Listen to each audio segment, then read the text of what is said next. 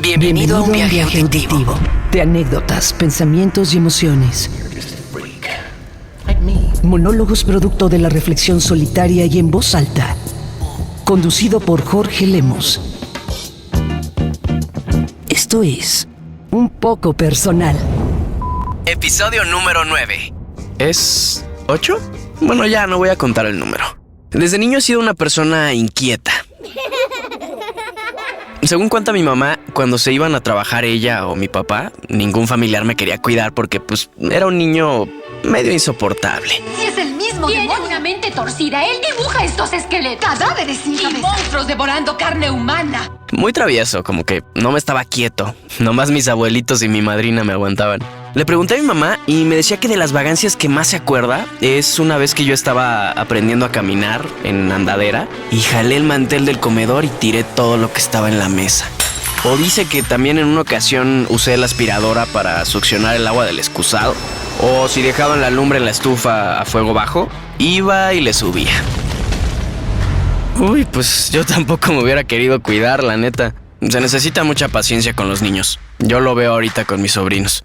Pero bueno, yo era un niño muy sociable. Me hacía amigos por todos lados. Incluso mis hermanos me pedían que yo dijera cosas que ellos no se atrevían a decir, como dile al mesero que X cosa, ¿no? O dile a la vecina que bla, bla, bla.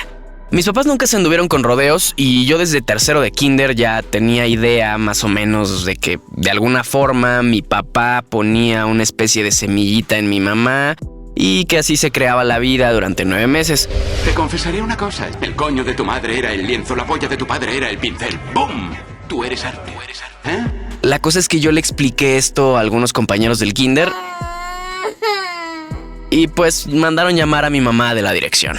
Luego también pasaba que la maestra se inventaba que había cámaras escondidas en el salón y en las juntas de los papás les mostraban los videos, eso decía ella, ¿no? Y claro que yo me encargaba de convencer a todos de que pues era puro choro, ¿no? Que era pura mentira. Incluso me llegué a escapar del kinder porque tenía miedo de un amigo de mi hermana que me había dicho en una kermés de la escuela que la próxima vez que me viera a la salida me iba a llenar de espuma de esta que venden en lata que usan para las fiestas. Entonces pues me asusté y logré huir, según yo, a la hora de la salida. Y la portera del instituto me encontró en el Oxxo a una cuadra de la escuela y a raíz de esto mejoraron la seguridad del kinder porque yo me fugué por una puerta que conectaba al kinder con la primaria. Me cambié de escuela y me hicieron estas pruebas psicométricas, ya saben, ¿no? Que recorta esto, contesta estas preguntas, dibújame una casa y un árbol y a ver en dónde te pones tú y que uno representa a tu mamá y otro a tu papá, que el pasado, el futuro, el árbol genealógico. Total que la psicóloga de la escuela le dijo a mi mamá que tal vez yo tenía un daño cerebral y que no me estuve quieto y que muy distraído, y claro que las palabras daño cerebral asustaron mucho a mis papás y fuimos con el pediatra, me mandaron a hacer exámenes para que descartáramos cualquier cosa. Total que nos pidieron un electroencefalograma y creo que otro examen más, no me acuerdo cómo se llama.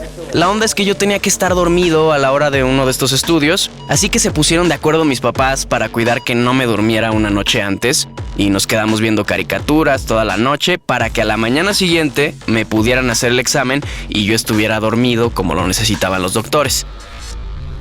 Y como buen niño rebelde, por supuesto que me hice el dormido a la hora del examen y terminé durmiéndome más tarde en una fiesta familiar. Y a la mera hora no salió ningún asunto de daño cerebral o algún funcionamiento extraño, pero sí seguí con psicólogos toda la primaria, secundaria y prepa, y con el neurólogo también un par de veces, y me diagnosticaron, como a muchos niños, trastorno por déficit de atención e hiperactividad. Pude entrar a la primaria y seguir mi vida normal, pero sí desde ese entonces tengo recuerdo pues que siempre me ha sido difícil y me resulta todavía difícil poner atención o concentrarme en una sola actividad, y por ende también se me dificulta retener información o memorizar. No quiero parecer un psicólogo brillante. No lo soy. Solo digo que tal vez lo que el niño necesita es mucho amor. ¡Olvida esa basura! Si a mí me ponían a hacer la tarea y no se quedaban conmigo, cambiaba de actividad o hacía algo diferente, o luego también terminaba muy rápido las actividades en clase y la maestra me tenía que poner a hacer otras cosas porque si no distraía a mis compañeros. Y eso es algo con lo que he vivido toda mi vida, incluso para escribir este podcast o para concretar ciertas actividades en mi día a día. Me distraigo un montón, postergo, empiezo algo y no lo termino porque empiezo otra cosa. Me sirven mucho las fechas de entrega y tener un compromiso. Pero, o sea, es que nomás fíjense cómo paso de una idea a otra al más puro estilo de estar navegando en Wikipedia, ¿no? Que lees algo y le das clic a una palabra y sigues leyendo y abres otra y otra hasta que o le sigues y te abrumas o tú mismo dices ya estuvo bueno. Y creo que mi mente funciona algo así, puras asociaciones, ideas entrelazadas. Es como abrir muchas ventanas en el explorador.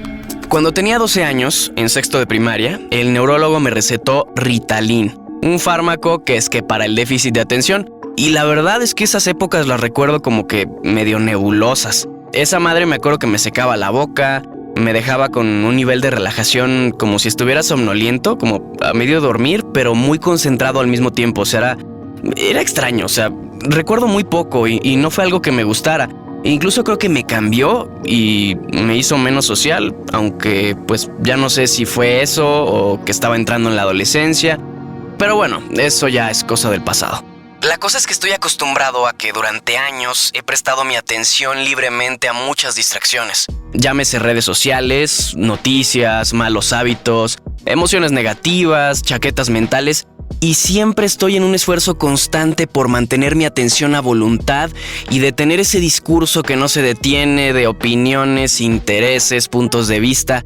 ¿Dónde estoy yo mientras todo eso sucede en mi mente? Un claro ejemplo y un ejercicio práctico de mantener la atención a voluntad es la práctica de la meditación. Cuando uno empieza a meditar, lo más común es que al inicio nos enfrentemos a este diálogo interno que les digo, casi imposible de detener. Pensamientos que llegan, emociones, preocupaciones, urgencias, pendientes, que si la lista del súper, esa canción que no sabes por qué la estás cantando todo el día en tu mente y no se va. A mí me pasa luego con las canciones que cantaban en la iglesia, que dices, ¿qué pedo? ¿Por qué traigo esa que dice: Señor, me has mirado a los ojos? Pero si uno enfoca su atención a, qué sé yo, contar hasta 10 con la respiración y volver a empezar, ¿quieren intentarlo? Inhalando cuentas 1. Exhalas 2. Inhalas 3. Exhalas 4. O sea, nada más es así, estar haciendo el conteo mental, ese. Y así, hasta 10 y luego vuelves a empezar.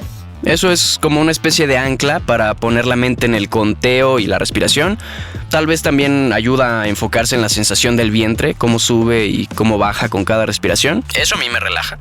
No más que pues a veces sí pues, me da flojera o no me doy el tiempo y pues no se arma, pero procuro hacerlo en las mañanas. Pero haciendo este ejercicio puede que cuando menos te des cuenta ya estés contando hasta 15, siendo que habías dicho que después del 10 volvías a empezar. O sea, la mente ya se perdió y estás pensando en otra cosa y ya vas en el 15, en el 20 y dijiste que era hasta el 10. Entonces creía yo tener el control de mi atención, pero pues me sigue pasando que bajo con un propósito a la cocina, llego, abro el refri y ¡pum! La mente en blanco. Solo pienso, ¿a qué venía? ¿O qué tal cuando se nos pierde algo? Las llaves, por ejemplo. ¿Dónde estaba mi atención en el momento en que perdí eso que tenía en la mano? ¿O qué me dicen de cuando vas manejando o vas en el transporte público y ni cuenta te das cuando de pronto ya llegaste a tu destino? ¿Dónde estaba tu mente en el trayecto? ¿De verdad tu intención era fugarte del momento o es algo que te pasó? Pero, qué importante es la atención. Creo que es de lo más valioso que tenemos como personas. No por nada se dice pay attention, pagar atención o prestar atención. Implica un costo, es un esfuerzo o cierta energía mental. De cierta forma, somos lo que es nuestra atención. Mientras menos atención tengamos en una actividad, más probabilidad hay de fracaso. Por ejemplo, manejando un coche. Y está bien de cierta forma porque la naturaleza nos programa para sobrevivir y tal vez cuando uno está aprendiendo a manejar, pues sí necesitas más atención, pero ya que sabes, pues lo puedes hacer en automático, digamos. Pero lo mismo pasa con la vida. Cuando entramos en el hábito y la rutina, nos podemos volver muy predecibles, incluso hasta en nuestra forma de reaccionar a las cosas. Y cuando las cosas se hacen en automático, está el riesgo de perder la atención. Según la RAE, atención viene de atender, Es tener en cuenta o consideración algo, mirar de alguien o algo o cuidar de. Otra definición dice aplicar voluntariamente entendimiento a un objeto espiritual o sensible. Y eso es algo que me llama la atención, la voluntad, la facultad de decidir y ordenar la propia conducta. Yo decido dónde poner mi atención, ¿pero realmente lo logro? Cada que leo las noticias, cada que le doy mi atención a eso, noto las emociones que se producen en mí y en su mayoría son negativas y por cuestiones de las cuales no tengo ningún control. Me pregunto si realmente es importante gastar mi tiempo y atención en, qué sé yo, una noticia donde hubo un choque y murieron muchas personas. ¿Qué me va a producir? ¿Va a cambiar algo en mi vida? Igual y sí, igual y no.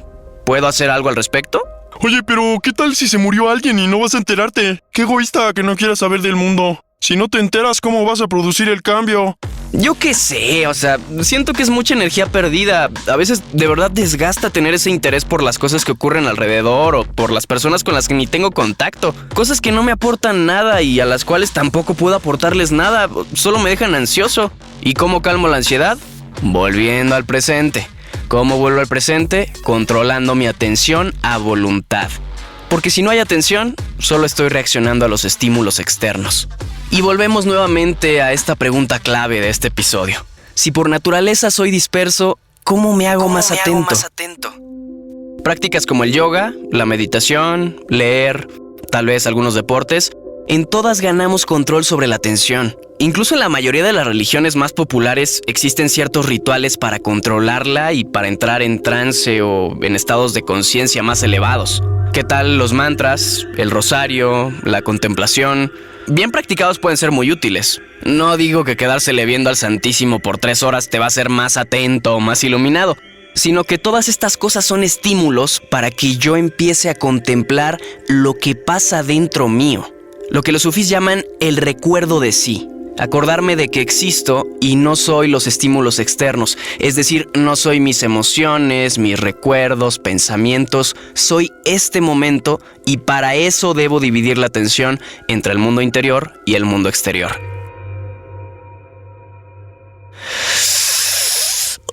Ay, ahora sí te pusiste bien suave.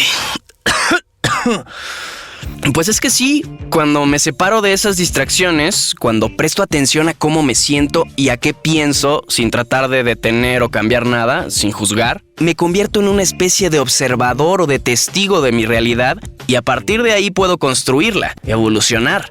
Pero la neta no es cualquier cosa. Se dice muy fácil, pero yo creo que es un camino de toda la vida. Mientras tanto, tengo mis sentidos y puedo procurar utilizarlos como ancla de mi atención. Por ejemplo, escuchar una canción, oler una flor, probar sabores distintos, comer despacio, ver la naturaleza o las formas del lugar en donde estoy. La búsqueda de esos estímulos nos puede llevar al silencio interior, a la claridad mental, a sentirme tranquilo y atento. Se trata de encontrar el punto medio de la dualidad entre la atención y la distracción. La unión de estos opuestos yo creo que genera lo que algunos llaman la presencia de Dios, otros lo llamamos conciencia o ser, la atención plena en el aquí y el ahora. ¿Qué haces tú para estar más presente y en atención? Vivimos olvidados de nosotros mismos y eso es el origen del sufrimiento. Conocernos nos libera. La atención nos lleva a eso, a evolucionar. Me gusta pensar que así desarrollo mi conciencia y mi voluntad. Y espero que esto me dé la capacidad de ya no reaccionar, sino de accionar desde una intención voluntaria. O igual y nada de eso existe ni tiene sentido. Finalmente solo son ideas, palabrerías que buscan describir lo indescriptible. Queremos definir y conceptualizar, cuando la mayor parte del tiempo lo que necesitamos es solo ser. Pero ¿ser o no ser? Estas cosas se me ocurren cuando me pongo a hacer el quehacer. ¿Qué les decía?